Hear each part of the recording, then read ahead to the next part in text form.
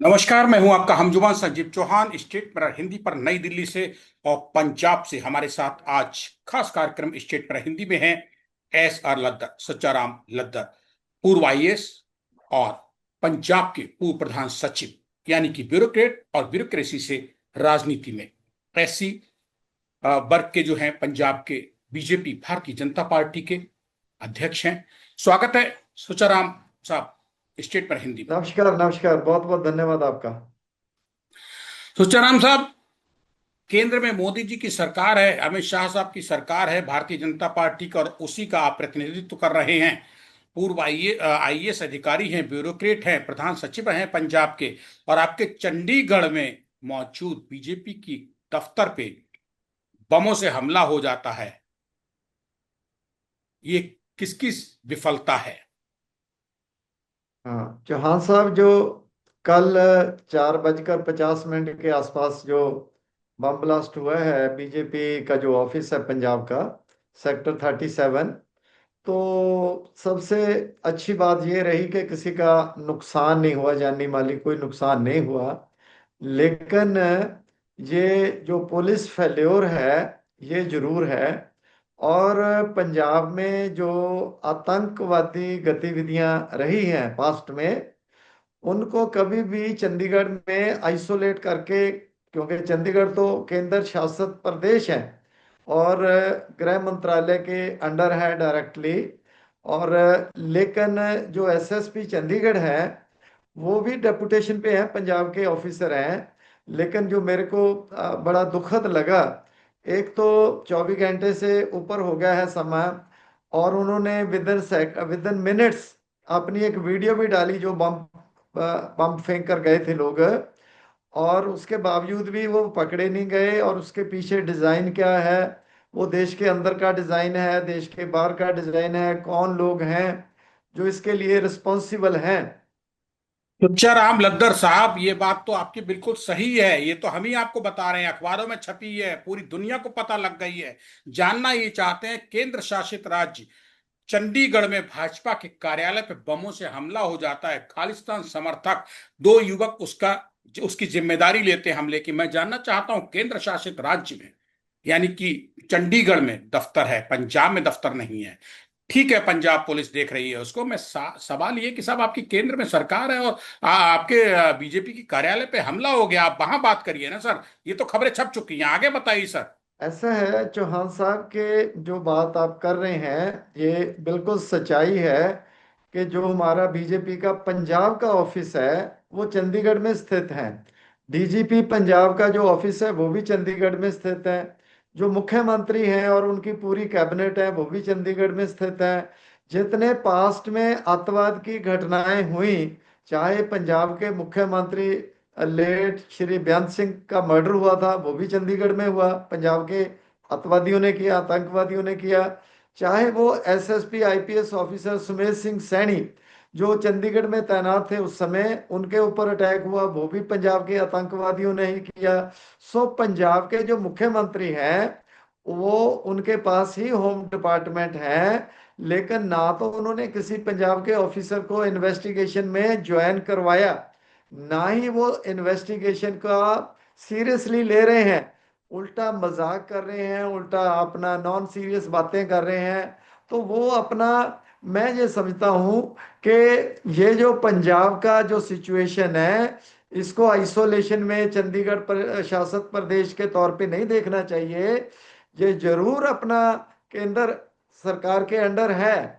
जो यूटी है, union territory है, ये केंद्र शासित प्रदेश जरूर है, बहुत छोटा सा है। लेकिन चंडीगढ़ के में जितने लोग रहते हैं उसमें 60-70% तो पंजाब के लोग हैं। पंजाब की राजधानी है ये।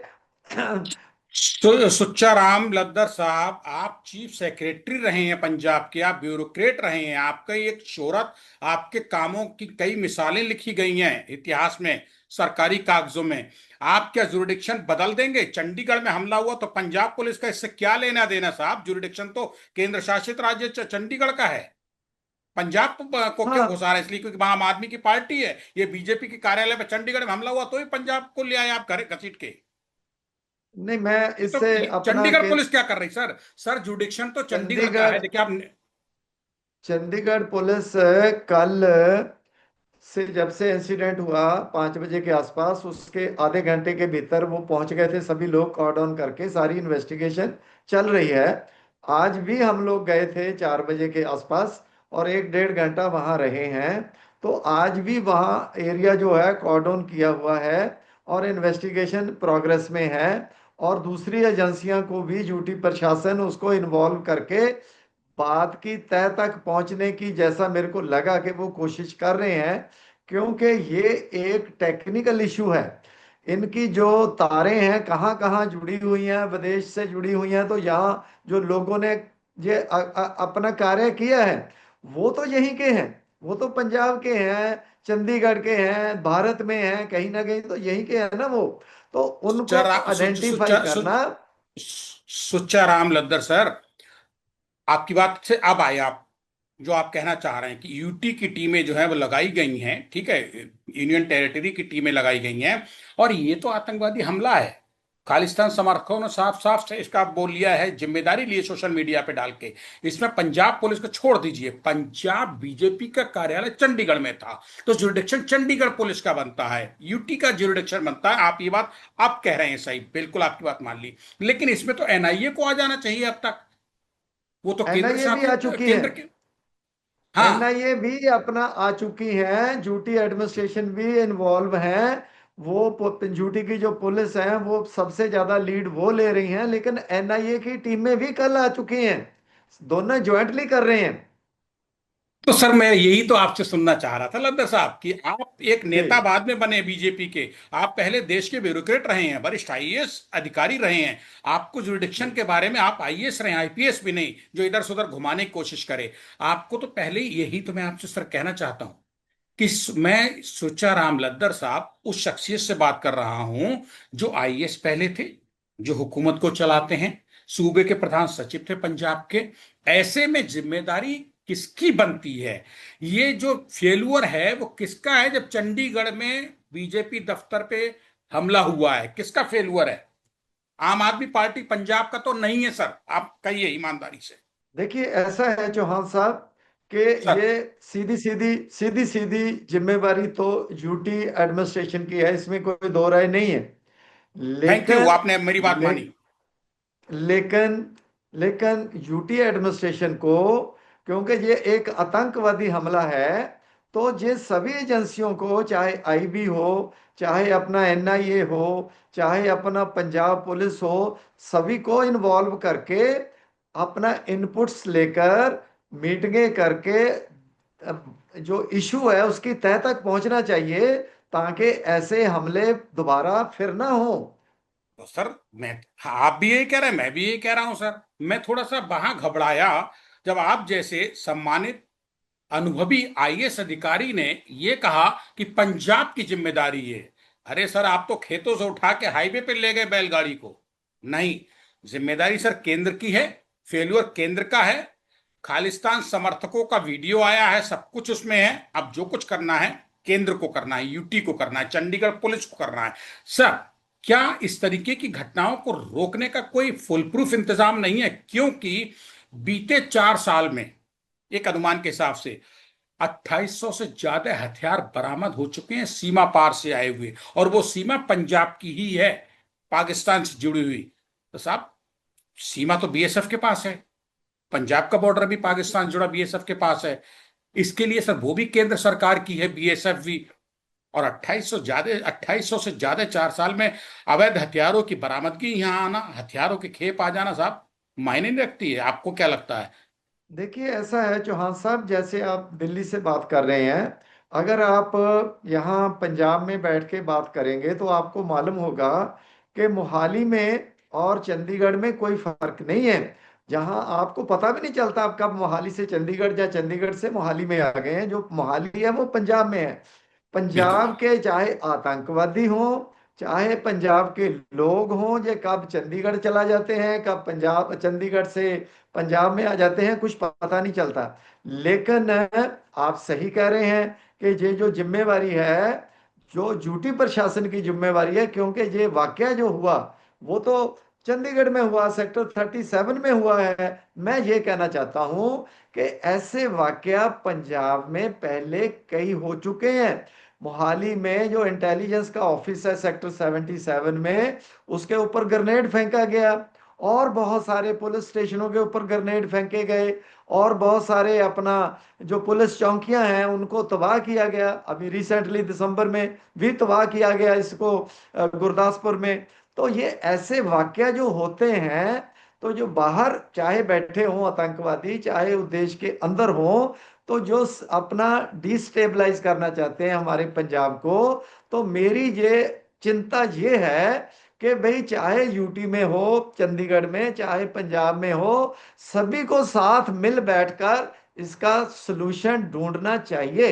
ये कहना चाहता हूं आप मैं। आपने जिस तरीके से सुच्चाराम साहब चीजें गिनाई, वाकई मैं भी आपको गिनाना चाहता हूं। कुछ मेरे पास भी याददाश्त ऊपर नीचे तारीख हो सकती हैं।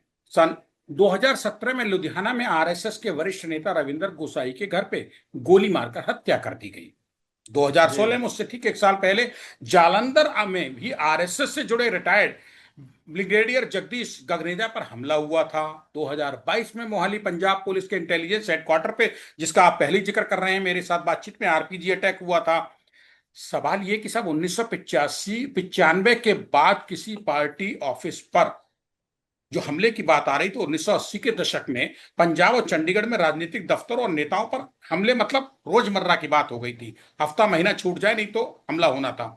16 अक्टूबर 1981, अगर मुझे याद आ रहा है सर, हो सकता है हैंड टू माउथ आपको ना रिकॉल कर पा रहे हो, चंडीगढ़ में सिविल सचिवालय के अंदर एक आईएएस अधिकारी पर हमला हुआ था, अगर आपको रिकॉल कर पाए, क्योंकि आप पंजाब के प्रधान सचिव चीफ सेक्रेटरी रहे, वहां के आईएएस रहे, तो पड़ोस का मामला आपको याद होगा। और उस दौर में कांग्रेस और शिरोमणि अकाली दल के कई स्थानीय दफ्तरों को निशाना बनाया गया था। 1995 के बाद से सर, जहां तक मुझे याद आ रहा है, एक बार चंडीगढ़ में किसी भी पार्टी मुख्यालय पर वैसा हमला नहीं हुआ। सर ये क्या पंजाब चंडीगढ़ में मतलब तय है कि जिसको आओ वो एक हैंड ग्रेनेड फेंको, चाहे बीजेपी फेंको, चाहे किसी पार्टी पर कार्यालय फेंको, सिर्फ ये पब्लिसिटी स्टंट है, या वाकई में इसमें कुछ दम है इन हमलों में? चौहान साहब, मैं आपको एक छोटी सी बात बताना चाहता हूं, उससे आप बेटर सर। अप्रिशिएट करोगे सर। कि जो पंजाब का बीजेपी का ऑफिस है वो चंडीगढ़ में बिल्डिंग स्थित है सेक्टर 37 में, और जी उसकी सर। जो सिक्योरिटी है वो पंजाब पुलिस के पास है। पंजाब पुलिस के जो एम्प्लॉयज हैं वो उसकी देखरेख करते हैं। पंजाब पुलिस का जो बीजेपी पंजाब का हेडक्वार्टर है, उसकी बिल्डिंग की सिक्योरिटी जो है वो पंजाब पुलिस के पास है। सो इसलिए हमारा जो बार बार ये कहना कि एक कोऑर्डिनेशन होनी चाहिए, ये बेमायने नहीं है। सुच्चाराम साहब, अब आपने ये चीज 15 मिनट की बातचीत के बाद स्टेट मेयर से हो रही है आपकी, संजीव चौहान से, तब आपने कही है साहब कि सिक्योरिटी जो है चंडीगढ़ में मौजूद बीजेपी के पंजाब राज्य के कार्यालय पे हमला जो हुआ, उसकी सिक्योरिटी पंजाब पुलिस के पास है, इसलिए पंजाब पुलिस की जवाबदेही बनती है। अब आपका जी। लॉजिक, आपका तर्क मुझे वाजिब लगा। लेकिन आप जी। पहले जो है वो बैलगाड़ी को सीधे उठा के पंजाब पुलिस पे टिका दे रहे थे ले जाके, वो थोड़ा सा मुझे मतलब लगा कि आप तो प्योर नेता नहीं है, नेता तो बात बने, पहले प्योर आप ब्यूरोक्रेट हैं, आईएएस अधिकारी हैं पूर्व। खैर, जी। सुखजिंदर सिंह बब्बर नाम के एक व्यक्ति ने इस ग्रेनेड हमले की मतलब जिम्मेदारी ली है, और उसने पोस्ट में साफ साफ लिखा है, हम भारत सरकार को ये बताना चाहते हैं कि वो पंजाब के सिख युवाओं को खत्म करने के लिए किसी भी तरीके का इस्तेमाल कर सकती है, लेकिन उसे इसका करारा जवाब दिया जाएगा। तो और इसमें उसमें आगे जो लिखा गया है सोशल मीडिया के जो हमलावरों की तरफ से, स्टेटमेंट हिंदी, इसकी यह संजीव चौहान पुष्टि नहीं करते हैं, ये तफ्तीश का है आगे क्या निकल के आता है। लेकिन वो कहता है कि पंजाब के सिख युवाओं को खत्म करने के लिए पुलिस किसी भी लेवल पे जा रही है, और उसका विरोध इसी तरीके से हुआ होगा। इसी में इस हमलावरों ने या उनके साथियों ने कहा कि गुरदासपुर में रणजीत सिंह के हत्यारों को भी नहीं बख्शा जाएगा। रणजीत सिंह उन 3 लोगों में से एक था जिस पर 22 फरवरी को 2 पुलिसकर्मियों की हत्या से जुड़े एक मामले में आरोप था, और पुलिस एनकाउंटर में ढेर कर दिया गया। तो क्या आतंकवाद को जब जब भारत और भारतीय एजेंसियां कुचलने की कोशिश करेंगी, तब तब भारत पे उसके बदले बदले में हमले किए जाएंगे इस तरीके से? बीजेपी का कार्यालय चंडीगढ़ में पंजाब का टारगेट किया जाना शर्म की बात नहीं है बीजेपी के लिए? हाँ, ऐसा है चौहान साहब के जो अपना एक पुलिस का काम है जो सिक्योरिटी का काम है वो तो पुलिस ने ही करना है। जो एसएसपी चंडीगढ़ है वो पंजाब काडर की एक लेडी आईपीएस ऑफिसर है जो डेपुटेशन पे है चंडीगढ़ में। अभी रिसेंटली उनको एक्सटेंशन भी मिला है। लेकिन जो आप बार बार बात कर रहे हैं कि भाई उन्होंने ये कहा वो कहा, तो यही तो चीजें हैं जो इन्वेस्टिगेशन का पार्ट होना चाहिए। कि क्या बीकेआई, जहाँ कोई और जो अपना आतंकवादी संस्था है जो बाहर बैठी है, जहाँ उनके जो लोग यहाँ भारत में हैं, उनके लिंक्स किस किस के साथ हैं, उनका क्या गतिविधि है, ये एक बहुत ही टेक्निकली एग्जामिन करने वाली, इन्वेस्टिगेशन करने वाली बात है। तो इसलिए मैं कह रहा था कि पंजाब पुलिस को, यूटी प्रशासन को, एनआईए को, आईबी को, सभी संस्थाओं को साथ मिलकर इस बात की तह तक पहुंचना चाहिए कि ऐसा जो कृत्य है वो फ्यूचर में कभी ना हो। तो इसलिए ये भी पहली बार हुआ है, देखा मैंने।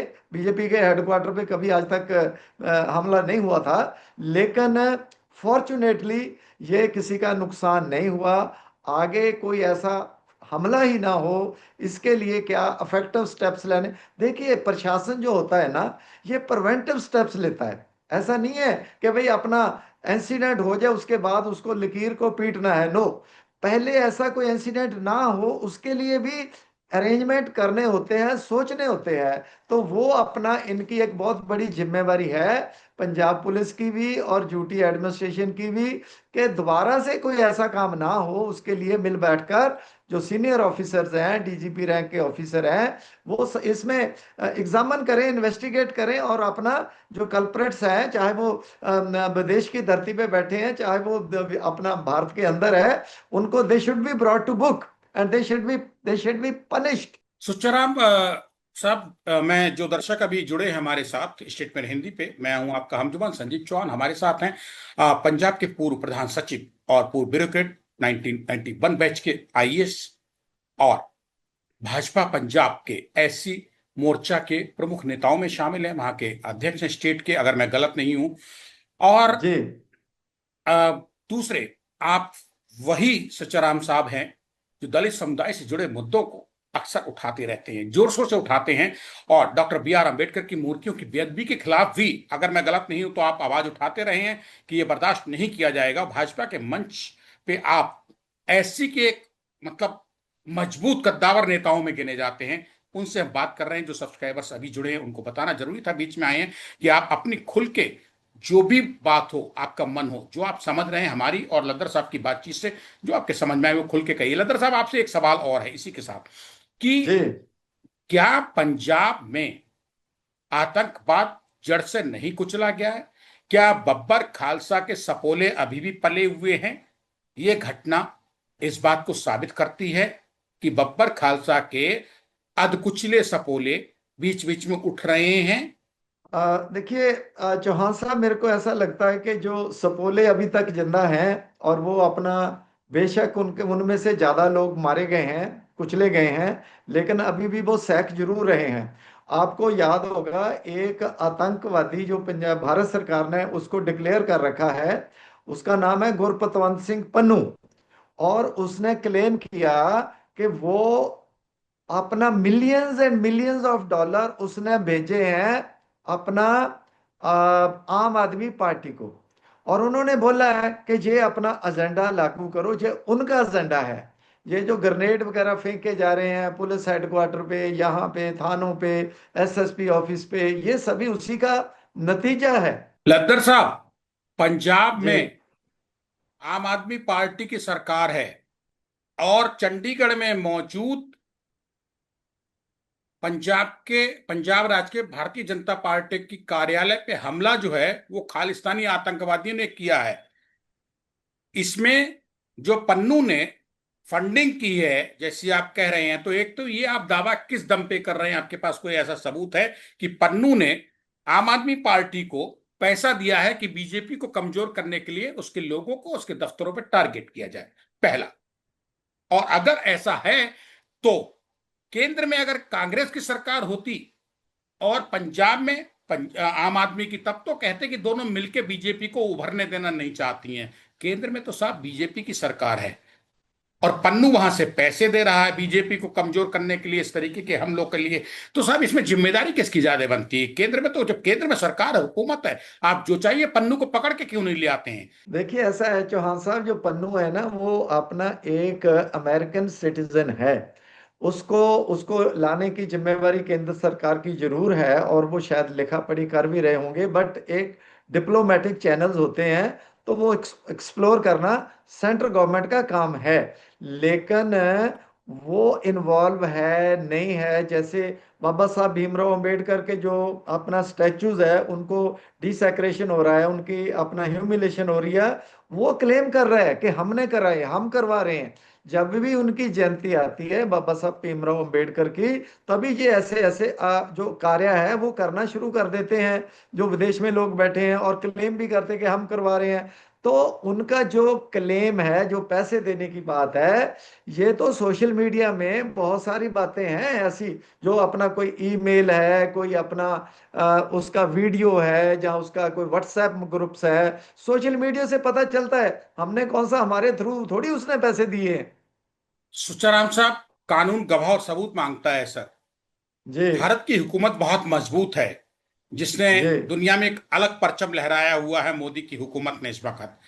जी सवाल ये जी कि जी। साहब जब इतनी सब जानकारी सोशल मीडिया में आपको है, जो आप बता रहे हैं पन्नू के बारे में मुझे है, तो फिर भारत की हुकूमत को क्यों नहीं है, क्यों नहीं रगड़ देती है पन्नू को रख के? और मोदी जी के तो ट्रम्प साहब बड़े दोस्त हैं। देखिए ऐसा है चौहान साहब, मैं थोड़ा सा आपको रिक्वेस्ट करूंगा कि वो अकेला नहीं है।